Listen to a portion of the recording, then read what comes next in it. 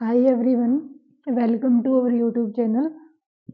तो जैसे कि आपको पता है कि हमारी जो सिक्स्थ क्लास की हमारे अतीत यानी कि हिस्ट्री की एनसीईआरटी और सामाजिक विज्ञान की जो एनसीईआरटी है वो दोनों हमारी कंप्लीट हो चुकी है।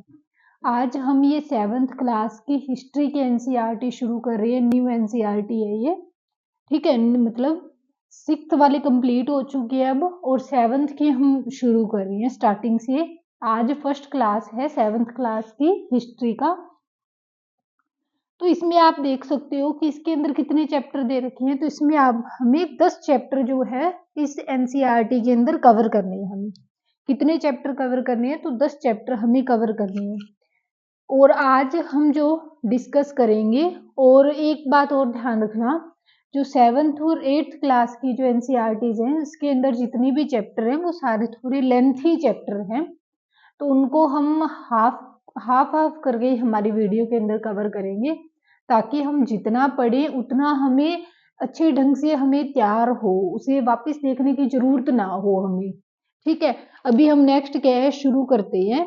तो इसके अंदर जो हमारा फर्स्ट चैप्टर है वो चैप्टर है हजारों वर्षों के दौरान परिवर्तन की पड़ताल। यानी कि हजारों वर्षों के दौरान जो परिवर्तन हुए, यानी कि आरंभिक काल से लेकर जो भी परिवर्तन या जो भी नए नए चेंजेस हमें देखने को मिलते हैं, तो वो नए नए चेंजेस हुए, उनके बारे में हमें कैसे पता चला कि ये परिवर्तन कैसे हुए। ठीक है, ये इस टॉपिक के अंदर बता रखा है। तो वैसे तो ये चैप्टर जो है ये काफी बड़े बड़े चैप्टर हैं। इसके अंदर जो चीज हमारे लिए इम्पोर्टेंट है हम उन्हीं चीजों को कवर करेंगे। पहला तो यहाँ पर देखो, अल इदीसी के बारे में बताया है। तो ये अल इदीसी कौन है? ये अरब का एक भूगोलवेता है, ठीक है। और इसने एक मैप बनाया, जैसे ये जो फोटो के अंदर दिखा रखा है ना, ऐसा मैप बनाया इसने 1154 ईस्वी के अंदर ये मैप बनाया है। ठीक है, क्या आपका बनाया 1154 ईस्वी के अंदर इसने एक मैप बनाया है।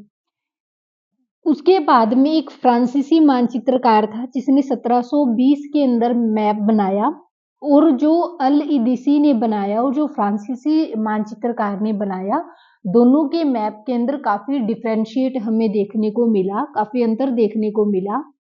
अल इदीसी के नक्शे में दक्षिण भारत उस जगह पे है जहां पर आज हम उत्तर भारत को ढूंढते हैं। यानी कि जो दक्षिण भारत है वो कहाँ पर दिखाया इन्होंने। जैसे इस प्रकार से अगर हम ये भारत के मैप की बात करते हैं, तो ये क्या है? दक्षिण भारत है। इस दक्षिण भारत को ये वाला जो हिस्सा है ये कहाँ पर दिखा रखा है? तो इस पार्ट के अंदर दिखाया है, इस वाले हिस्से को। यानी कि जहां पर आज हम दक्षिण भारत को देखते हैं वहां पर क्या दिखाया गया था? उत्तर भारत को दिखाया गया है। और श्रीलंका का जो द्वीप है यहाँ पे है, यानी कि श्रीलंका का द्वीप कहाँ पे है? तो श्रीलंका का जो द्वीप है ये दक्षिण की ओर है। श्रीलंका का जो द्वीप है ये कहाँ पे है? तो श्रीलंका का द्वीप जो है ये दक्षिण की ओर है, लेकिन मानचित्र के अंदर ये कहाँ पर दिखाया गया? इन प्रेजेंट के अंदर अगर हम श्रीलंका के द्वीप की कंडीशन देखें तो ये कहाँ पे है? दक्षिण के अंदर है।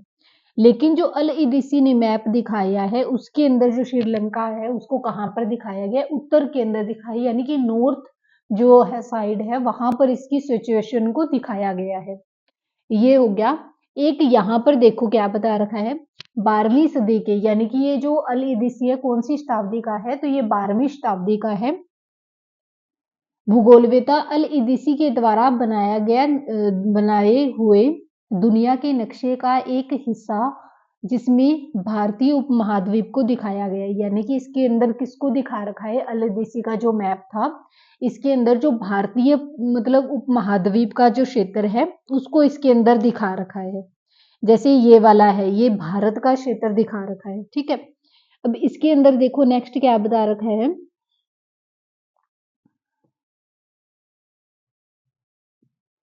तो इसमें नेक्स्ट बताया है कि उसमें कुछ जाने पहचाने नाम भी दिए गए हैं, जैसे कि उत्तर प्रदेश का नाम क्या है? कन्नौज है। यानी कि इसके अंदर कुछ नाम जो है वो तो अलग अलग दे रखे हैं, लेकिन कुछ नाम जाने पहचाने हैं। जैसे कन्नौज किसको नाम दिया गया? उत्तर प्रदेश को नाम दिया गया है।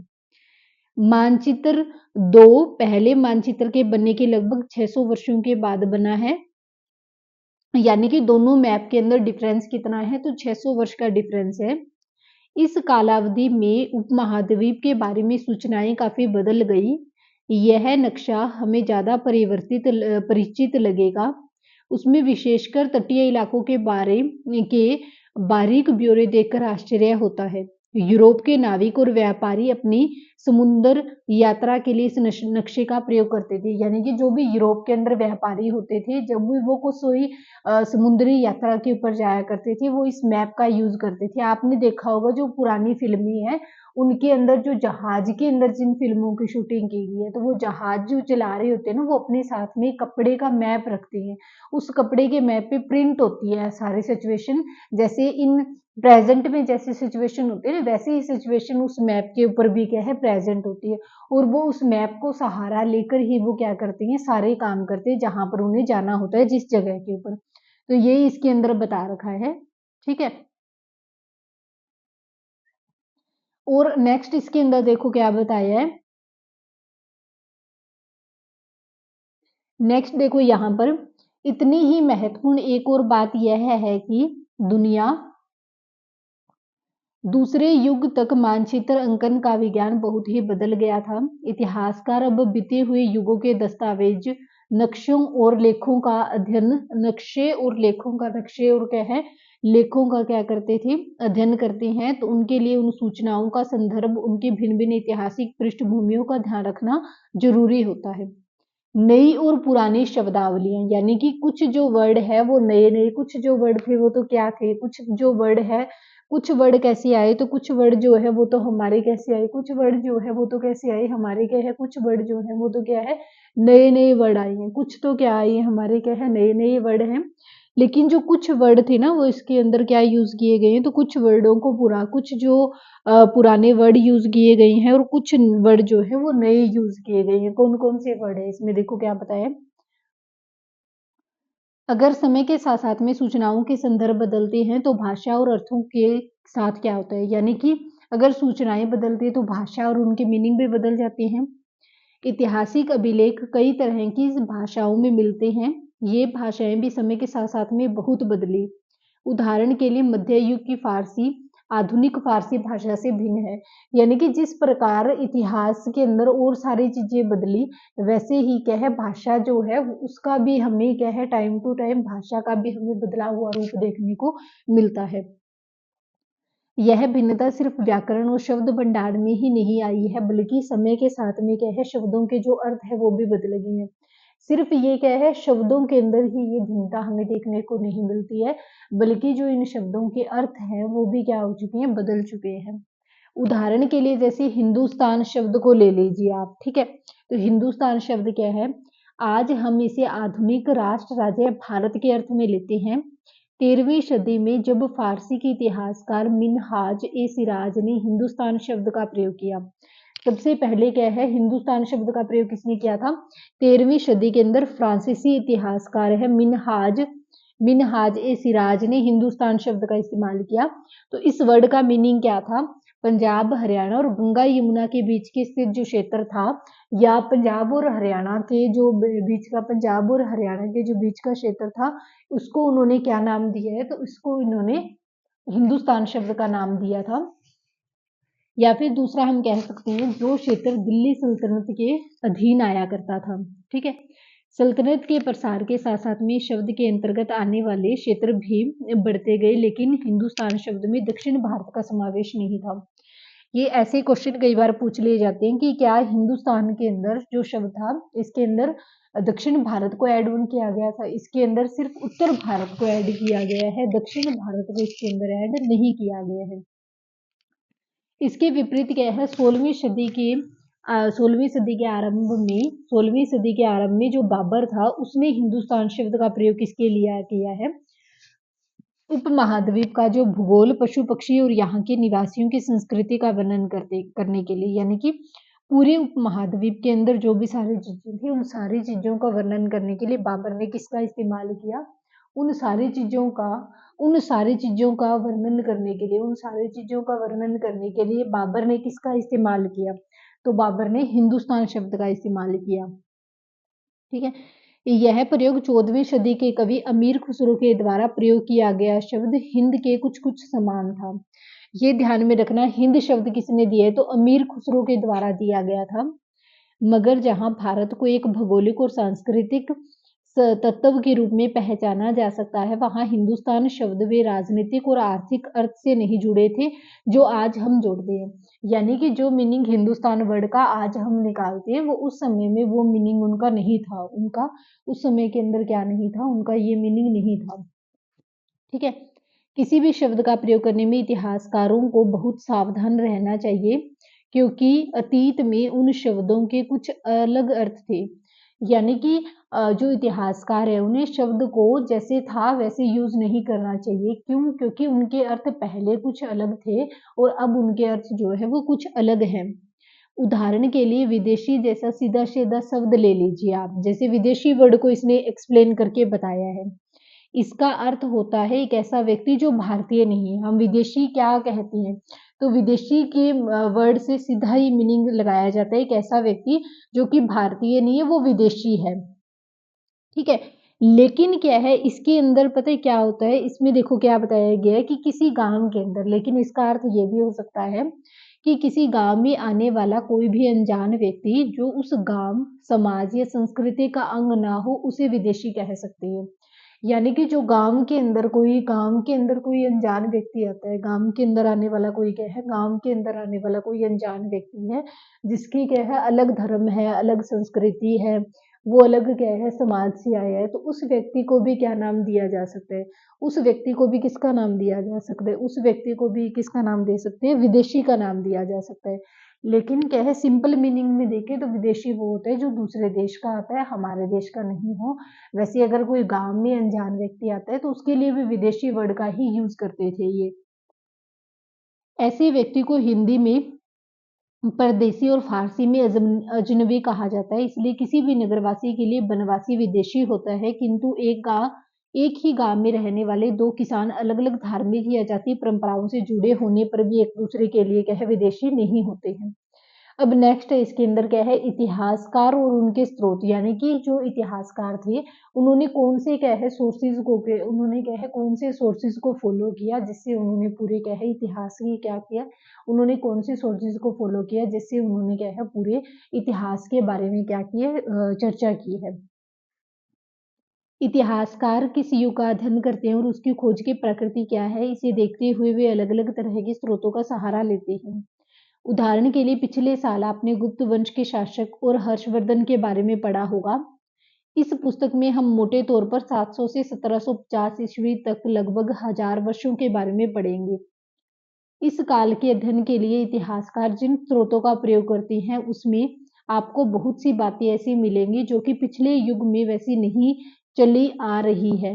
इतिहासकार इस काल के बारे में सूचना इकट्ठी करने के लिए अभी भी सिक्के और शिल्पकार स्थापत्य, यानी कि वो किन चीजों का इस्तेमाल करते थे, तो वो सिक्कों का शिल्पकार स्थापत्य, भवन निर्माण, लिखित सामग्री के ऊपर निर्भर करते हैं।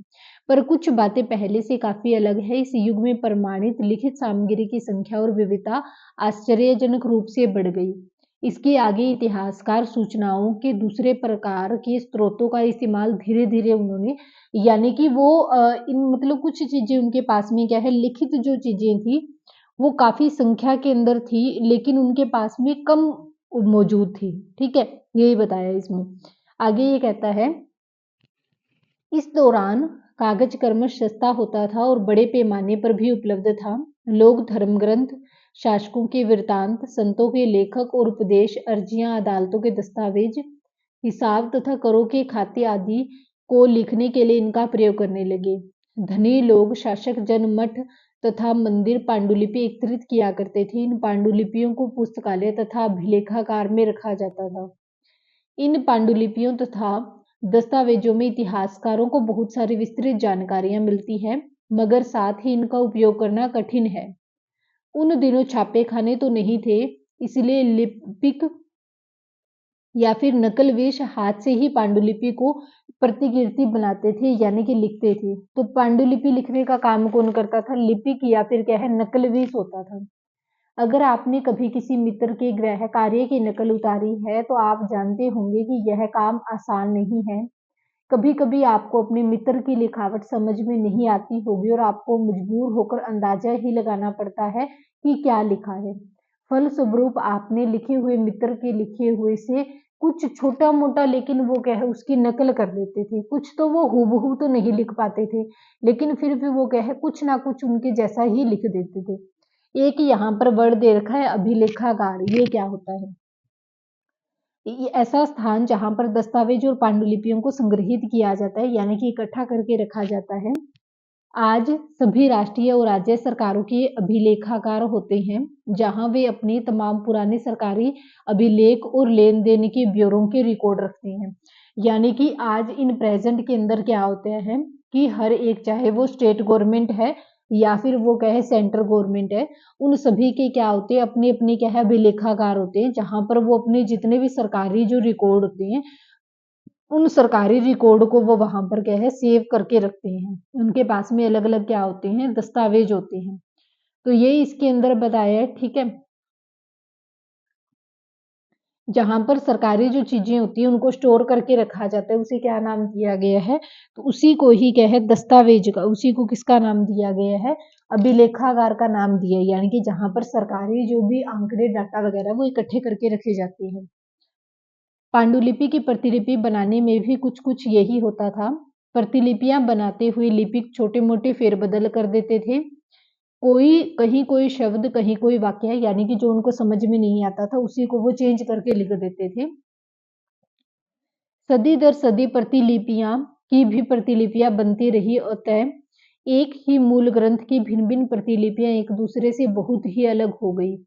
इससे बड़ी गंभीर समस्या उत्पन्न हो गई, क्योंकि आज हमें लेखक की मूल पांडुलिपि शायद ही कहीं मिलती है।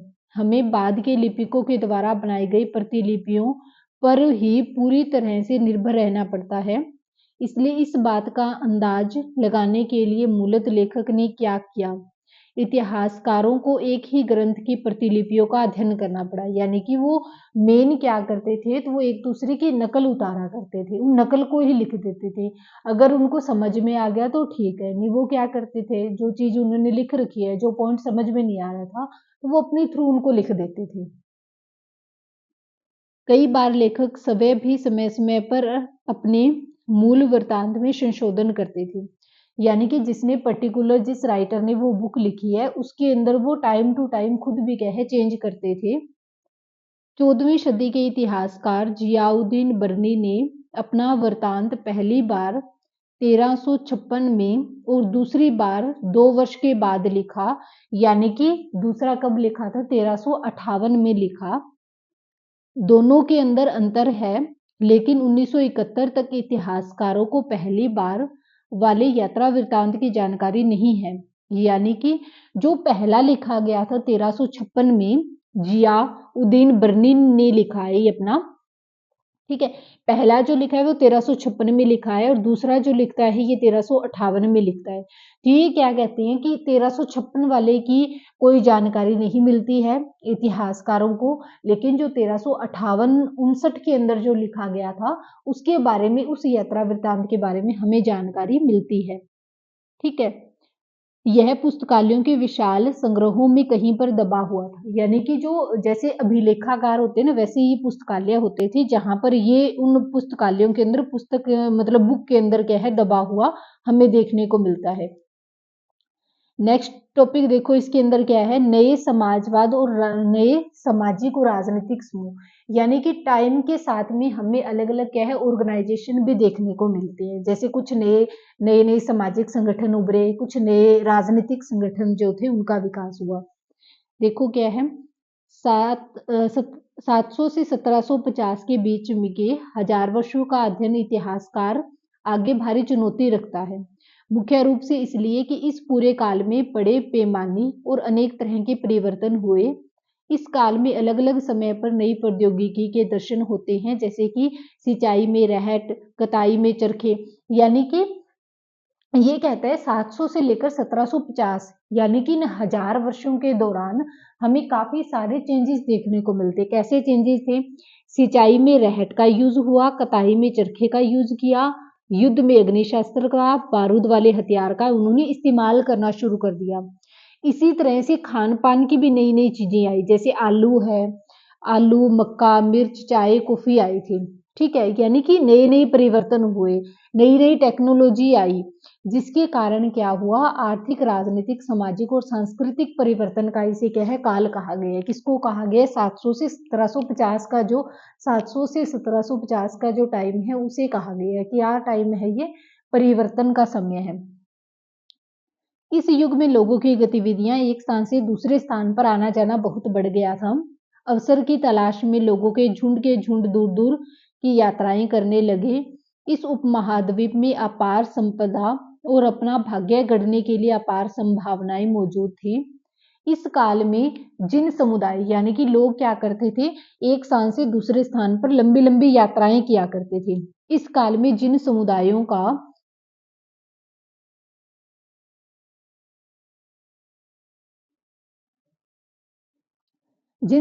का महत्व बढ़ गया था, उसमें से एक समुदाय था राजपूत। सबसे महत्वपूर्ण समुदाय क्या है? राजपूत है, जिसका नाम राजपुत्र अर्थात राजा का पुत्र से निकला है। 8वीं से 14वीं सदी के बीच में यह नाम आमतौर पर योद्धाओं के उस समूह के लिए प्रयुक्त होता था जो क्षेत्रीय वर्ण के होने का दावा करते थे। यहाँ पर ये राजपूत शब्द को डिफाइन किया गया है कि क्या है। राजपूत शब्द के अंतर्गत केवल राजा और सामंत वर्ग ही नहीं आते हैं, बल्कि वे सेनापति और सैनिक भी आते थे जो पूरे उपमहाद्वीप में अलग अलग शासकों की सेनाओं में सेवारत थे। यानी कि ये राजपूत जो शब्द है, ये एक क्षत्रिय वर्ग जो के लोग जो थे उनके लिए यूज किया जा रहा है।